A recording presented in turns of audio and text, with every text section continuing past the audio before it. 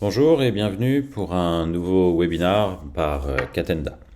Je suis Julien Benoît, CCO pour Catenda, et nous sommes ensemble aujourd'hui pour évoquer l'API ou les API de BeamSync.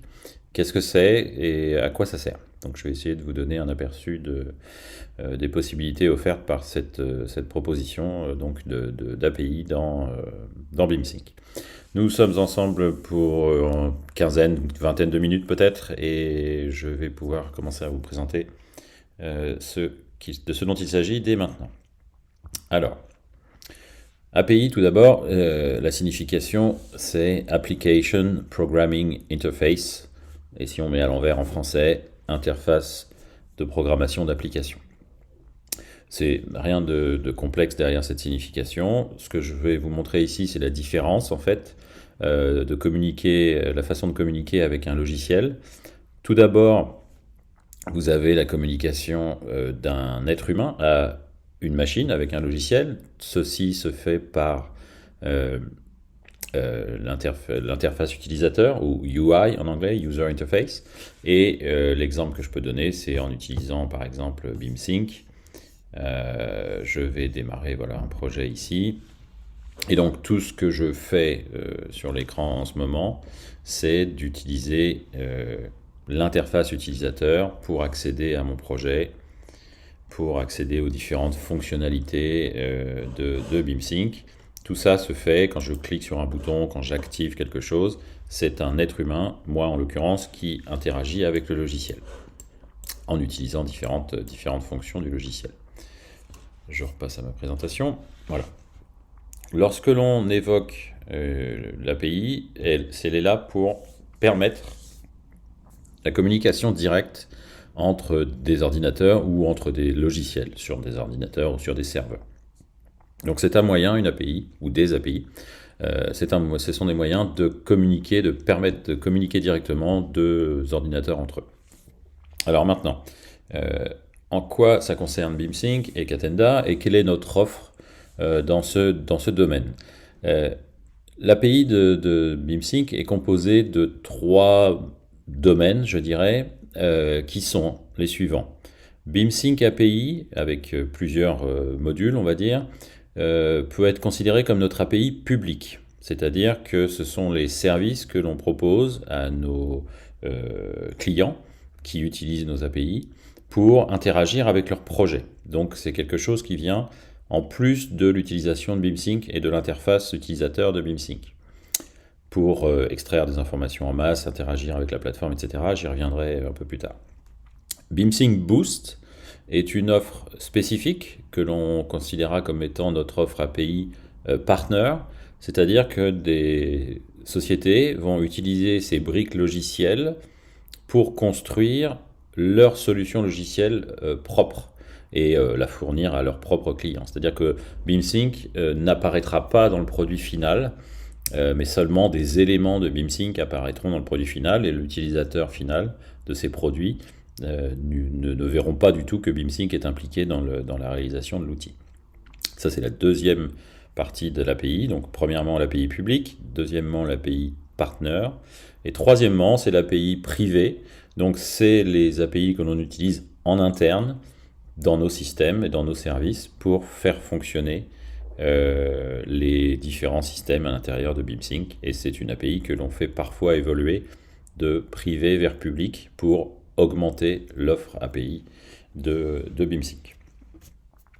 Alors, maintenant, vous pourrez vous demander quels sont les services qui sont disponibles dans nos API et quelles sont les briques logicielles disponibles. Donc pour ça, je vais utiliser un exemple. Déjà, je vais vous présenter une chose, c'est la documentation en ligne qui est disponible. Donc pour les gens qui sont intéressés, vous aurez moyen de consulter les différents domaines et différentes possibilités de nos API, organisées dans ces différents domaines, donc Viewer 3D, Viewer 2D, les widgets pour les viewers, la REST API et puis l'API BCF. Alors, quelque chose que je n'ai pas dit tout à l'heure en introduction, mais je le rappelle maintenant, c'est un domaine de professionnel, c'est-à-dire qu'il faut être un développeur professionnel, compétent, formé, ou quelqu'un qui sait de quoi il s'agit, pour pouvoir bénéficier de l'utilisation pertinente et efficace de nos API. On est très vite confronté à des difficultés quand on est juste amateur, je dirais, et il faut vraiment confier ça pour être efficace à des professionnels. Donc voilà, donc nos API sont documentées en ligne. Vous trouvez la documentation via même l'interface de BeamSync. Vous voyez tout en bas ici, développeur API, et vous allez tomber sur la page vous donnant accès à la documentation. Donc dans les modules qui sont disponibles, je vais vous donner un exemple via un site qui s'appelle BeamSync Manager, qui a été développé par Simon Moreau, un ami de BeamSync depuis longtemps, qui a voulu montrer ici et fournir à une communauté d'utilisateurs quelques automatisations et services autour de BeamSync. Et parmi ceux-là, il a utilisé, pour faire ça, il a utilisé l'API de BeamSync, et ça permet de montrer de cette manière-là quelques possibilités de nos API. Donc je vais ouvrir un des premiers outils qui est une sorte d'extraction de quantité ou de qualification de quantité. Donc vous voyez qu'ici, on a l'utilisation du viewer 3D. Donc vous voyez que vous retrouvez le viewer BeamSync, ceux qui connaissent déjà, si je vous montre ce qu'on a vous voyez ici le viewer BeamSync dans l'interface de BeamSync. Maintenant le viewer dans l'interface de BeamSync Manager, vous voyez que c'est exactement le même viewer, avec particularité, c'est qu'il y a des éléments nouveaux. Par exemple ici, ces widgets-là sont aussi fournis par notre API. Donc c'est l'API widget pour le viewer. Donc voilà, deux exemples d'utilisation de ces éléments de viewer. Et puis troisièmement, toutes les infos qui sont sur la gauche, le choix du modèle, des révisions, la catégorie d'objets. Donc là, si je choisis par exemple les portes, la base de données va être interrogée pour extraire les types de portes par exemple. Et donc après, vous allez pouvoir regarder dans le viewer, avec des astuces de transparence et de colorisation, toutes les portes par type de ce projet, avec la définition en dessous ici, et pourquoi pas l'export de ces quantités. Donc voilà un exemple assez complet d'utilisation de différents modules de l'API, REST API pour la partie données du modèle, et l'API Viewer pour la visualisation, et les widgets API ici pour la partie de ces petits boutons qui permettent de naviguer dans les propriétés des éléments. Autre exemple que je peux vous donner pour les modules qui sont disponibles dans notre API, Catenda BOS, qui est une application à destination du bâtiment connecté et de l'exploitation maintenance au-delà de la construction de votre projet, on va dire, de la réalisation de votre projet. Le temps que je me connecte, voilà. Vous allez retrouver ici des briques logicielles également fournies par l'API, comme bien sûr le viewer, donc ça je viens de vous le montrer. Donc là c'est une autre implémentation du viewer avec l'utilisation croisée avec la REST API, c'est-à-dire qu'on utilise certaines propriétés d'éléments pour filtrer ce qui est montré dans le viewer. On va avoir le viewer 2D, pardon, voilà. Donc là vous retrouvez aussi l'utilisation de l'API de notre viewer 2D dans cette application Catenda BOS. Donc encore le viewer avec le petit joystick, enfin voilà, tout ça ce sont des éléments disponibles via nos API. Et puis enfin un module qui n'existait pas dans BeamSync Manager, c'est la partie serveur BCF. Et donc là vous voyez ici, excusez-moi, la partie utilisation des BCF sous un autre format, sous une autre forme, pour organiser des sujets dans cette interface, et donc pouvoir les repérer, les filtrer par tout un tas de critères, afficher le résultat dans le viewer. Donc tout ça c'est de l'utilisation croisée de nos API, donc le lien entre les BCF, les objets, etc. Donc c'est une utilisation complémentaire de différentes parties de nos API. Et ici, on avait la partie BCF en lien avec les objets, etc. Voilà. Donc ça, c'est la démonstration de différents modules disponibles dans l'API de BeamSync.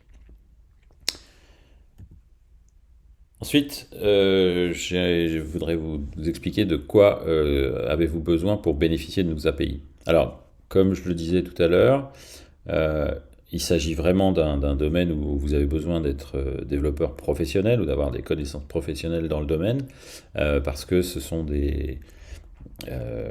c'est complexe, on va dire. On est très vite dans un niveau de complexité où il faut s'organiser, et il est plus souvent pertinent de faire appel, de sous-traiter à un professionnel le besoin d'application.